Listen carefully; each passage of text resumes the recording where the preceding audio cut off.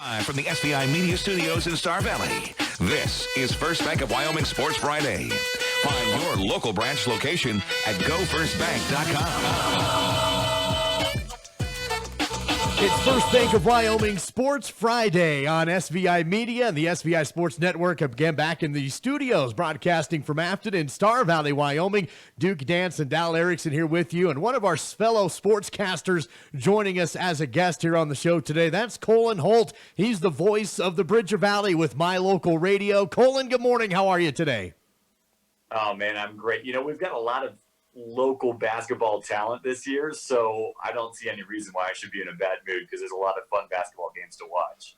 Well, let's start right off. The first thing I think of when I think of your job is that whole 6-mile stretch between Lyman and Mountain View, and what a fun rivalry that is, but particularly with the girls' athletics. You look at volleyball, you look at basketball. Obviously, we're in basketball season, and how intense that is, and how close those games generally are. Right now, it seems like Lyman's kind of got the upper hand, but kind of give us a rundown of your opinion on where that stands. Yeah, it seems like, and my history here is short, but it seems like no matter what the records are coming in, as long as they're reasonably close, you're going to get a good game between those two schools. And some of the most fun that I've had calling games, I've called a bunch of games all over the country, has been Mountain View versus Lyman. And I think this year, especially on the boys' side, it's going to be close, and then there's a lot of talent on the girls' side too. So those will be fun games, and we've got our first matchup between the two schools next week. So I'm already kind of licking my chops about that one. Well, let's talk about the Lady Eagles specifically, Cullen. They are, I think, ranked 2 in the state right now with Wyo Prep's coaches and media poll in 3A girls basketball, 11-1 overall record. They just had a 1,000-point scorer, a career 1,000-point scorer in their team over the last few days, and Lyman Lady Eagles are definitely looking like one of the top teams in the state in 3A girls basketball. What are your thoughts on them? Well, not to get ahead of you or steal your thunder, because I'm sure we're going to head this direction at some point, but I think one of the most disappointing things about the preseason for girls basketball was that in none of those tournaments did we get to see that Douglas versus Lyman matchup. I think that would have told us a lot on the girls basketball side. But yeah, from what I've seen, Lyman girls hoops is everything that we've expected them to be. You know, that group has been involved for so long. Like you said, Bryce Hansen getting her 1,000th point. She's been a contributor to that program for a while. And yeah, they're the real deal. And I think the scariest thing about them is, you've got your top tier players and the starting 5 is great and all, but their bench this year and their ability to rotate and keep productivity, I think that might be the scariest thing about them. Because, like Douglas, they like to play fast. And so for them to be able to be that deep, I think that's the scariest thing. Certainly some motivation for them as well, coming off the advancing to the state title game and, of course, running into that juggernaut that was Douglas. And they've graduated some folks, including Wyoming cowgirl Allison Fertig. And now McKinley Bradshaw and her are teammates, which is kind of a cool deal. Does that come up in your interaction around the Bridger Valley very much about how that's a little bit ironic now, those two as teammates? It does. I know they were excited to play together. Actually, I talked to McKinley during football season. I had her on we call it Where Are They Now? I got a chance to catch up with her. And I think more importantly, it's cool for her to look back and see, her old teammates or younger siblings of teammates or her younger siblings kind of carrying on the legacy and having so much fun. And I think it's great just in the way that everybody follows the Cowgirls, that those who have graduated from the Bridger Valley, they keep really close tabs on the Bridger Valley sports, Mountain View and Lyman. I think that's a lot of fun. It's been cool to hear from them as they watch and listen to the games too. But for those two to play together, McKinley and Allison, first of all, that's a big get for the Cowgirls, but also I know they were excited to kind of join forces. Cullen Holt joining us today on First Bank of Wyoming Sports Friday. Cullen, the voice of the Bridger Valley with My Local Radio. Cullen, when you look around the West in 3A girls basketball, who are some of the other contenders that you see? It looks like Pinedale's off to a good start. Level up in the North off to a good start. Who do you think is going to be the biggest challenge for Lyman heading into conference play? Pinedale comes to mind simply because they're in the quadrant. It's just disappointing to see Worland not at the level they were last year, although I have a feeling they're going to get better and better as the season goes on. But Pinedale kind of tops the list, and we're going to learn a lot this weekend as Pinedale plays both Mountain View and Lyman. But, man, you want to talk about another team that's deep. That's another team that they rotate a lot and don't lose a lot of production from their bench. And so that makes them scary good. And then I think Lander, so well coached and a lot of talent that comes back for them too. I think they're also a team to keep an eye on. But really, those Pinedale matchups this weekend, starting tonight actually, as Lyman goes up there on a Friday night, it's going to be fun to see those.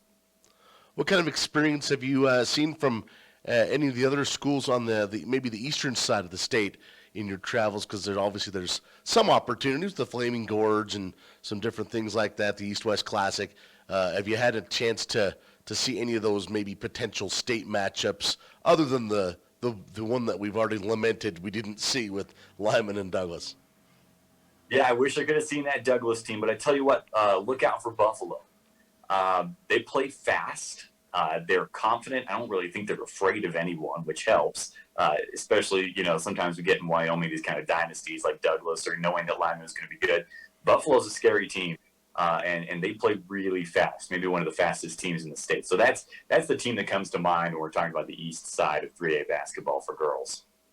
Cullen, let's switch over to the boys' side of high school basketball in 3A, specifically with the Southwest District, because that's the teams you cover. Mountain and Lyman Lyman and Mountain View seem to be pretty close right now. Of course, a lot to be played still. But Kemmer has kind of thrown themselves into the mix this year. What do you think with the Kemmer boys and being in that mix with Mountain Lyman View this year?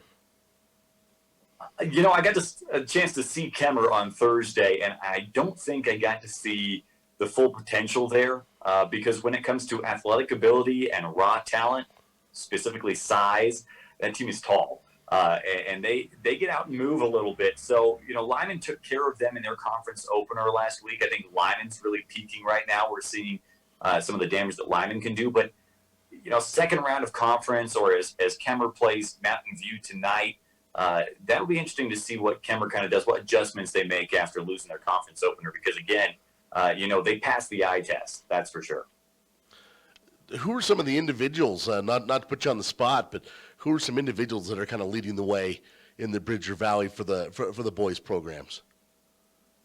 Braden Bradshaw, he comes really maybe a little underrated coming into the season. I mean, he had a good year last year, but he's been throwing down some dunks lately. He can shoot from the outside. McCoy Smith, a name a lot of people will recognize from football. He's just a heck of an athlete. So he's been contributing for them. And I think Lyman boys basketball is scary. Mountain View, when you look at them, it's tough because they graduated their entire starting five. So not a lot of names that people would be like, you don't have a Luke Branson coming back, but you've got a Dane Branson that's been playing really well. And then Wyatt Reese, who played a lot of quarterback for the Buffaloes last year, he's been starting to get into a rhythm from beyond the arc. So Mountain View has got some guys, but they're starting to pick up varsity experience. And a guy named Ashton Eldridge, big-time baseball player. That's probably where you've heard his name if you don't know Mountain View sports very well. He's been leading the way for them, and he's a force to be reckoned with in the post. So I think we could see something similar with Mountain View if they can kind of put a little run together like they did last year as these guys kind of get more varsity experience under their belt.